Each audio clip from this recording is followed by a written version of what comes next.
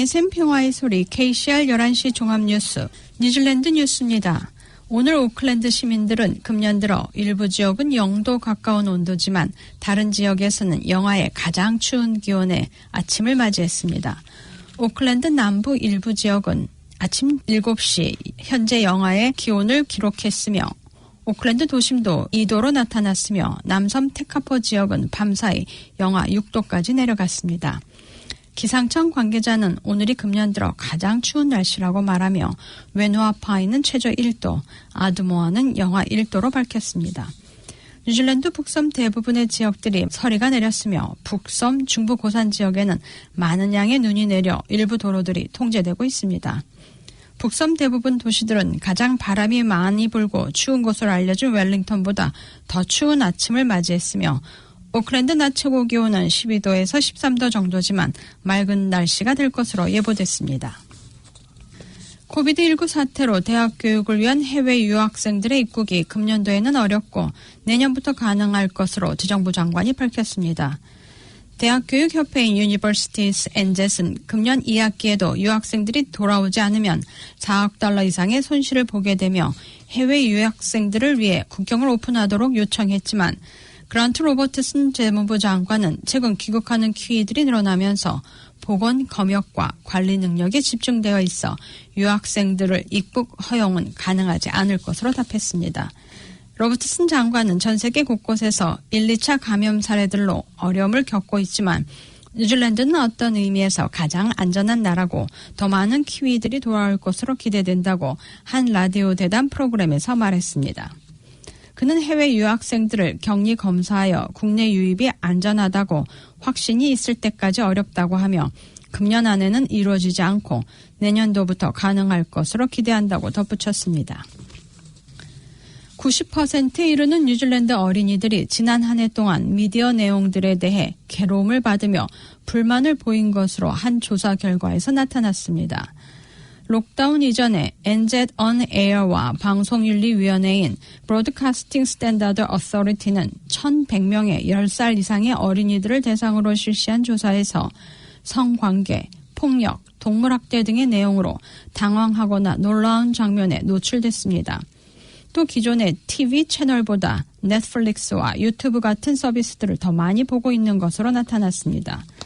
소셜미디어들이 새롭고 빠르게 개발되는 가운데 어린이들이 전 세계적인 컨텐츠를 보고 있는 것으로 분석되며 NZ On Air는 어떻게 하면 뉴질랜드 컨텐츠를 더 많이 볼 수 있으며 학생들이 학교에서 미국식 발음을 하지 않도록 할 수 있을까에 대해 고민 중입니다.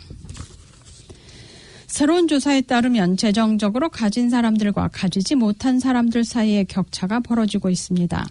키위뱅크의 금융서비스 부분인 키위웰스의 연간 투자자 신뢰도 조사에 따르면 젊은이들, 마오리, 퍼시피카 그리고 집을 임대하고 있는 사람들은 계속해서 돈을 벌기 위해 고군분투하고 있습니다. 조사 결과 전체 투자자 신뢰도는 지난해와 달라진 것이 없었으며 28%는 그들이 더욱 부유해졌다고 답했으며 46%는 변함이 없고 26%는 덜 부유해졌다고 답했습니다. 더 부유해졌다고 생각하는 사람들은 다른 투자와 함께 부동산을 소유하고 있었으며 덜 부유하다고 느끼는 사람들은 부동산 소유에 부의 관점을 둔 임대인들과 젊은 사람들인 것으로 나타났습니다. 이 보고서에 따르면 지난 2월보다 더 많은 키위들이 투자나 저축을 했고 투자를 한 사람들의 거의 4분의 1이 투자에 변화를 줬으며 이런 경향은 일반적으로 1년 넘게 지속될 것으로 예상됐습니다. 혹스베이에 갇혀있는 계절 노동자들은 언제 귀국할 수 있을지 몰라 우울증과 불안을 겪고 있습니다.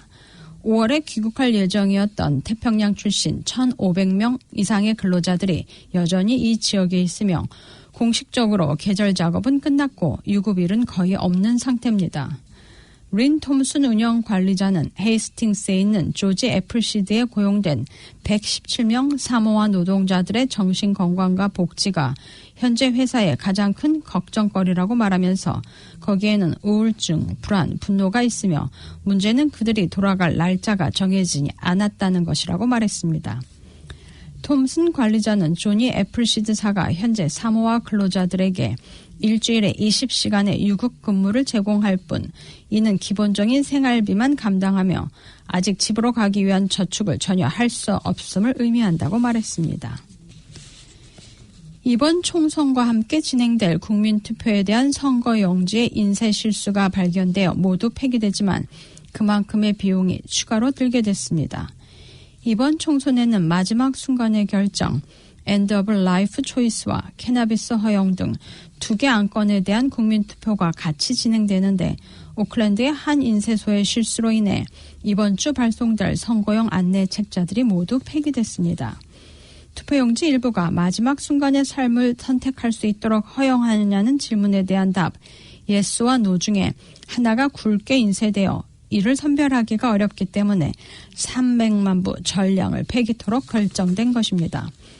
이에 따라 $100만 정도의 비용이 추가로 들게 됐으며 자세한 경위를 외부 조사기관으로부터 진행 중이지만 다시 인쇄하여 이달 안에는 모든 안내 책자들이 배포될 수 있을 것으로 선관위 관계자는 밝혔습니다. 데이비드 클락 보건부 장관이 목요일 아침 국회의사당에서 깜짝 사임 발표를 했습니다. 장관직은 사임하지만 더니든 지역 국회의원직은 유지하며 오는 9월 선거에 나옵니다. 제신다 아던 총리는 크리스 힙킨스 교육부 장관을 보건부 장관에 임명하고 선거 전까지 그 역할을 담당할 것이라고 말했습니다. 아던 총리는 데이비드 클락이 수요일 장관 사임 의사를 밝혔고 자신이 그 사임을 수락했다고 말했습니다. 아던 총리는 데이비드 클락은 자신의 역할에 있어서 코비드-19에 대한 정부의 지속적인 대응과 광범위한 건강개혁에 도움이 되지 않는 산만함을 초래했다는 결론을 내렸다고 말했습니다. 그의 사임은 코비드-19 대응에 있어 뉴질랜드로의 확산을 막기 위한 격리된 검역소와 관리 격리시설의 잘못된 관리를 포함해 보건 포트폴리오에 대한 문제 제기가 있은 후 나온 것입니다. 오늘의 환율 정보입니다. 뉴질랜드 달러와 대비 원화의 기준 환율은 781원 27전, 한국에서 보낼 때 789원 08전, 한국에서 받을 때 773원 46전입니다.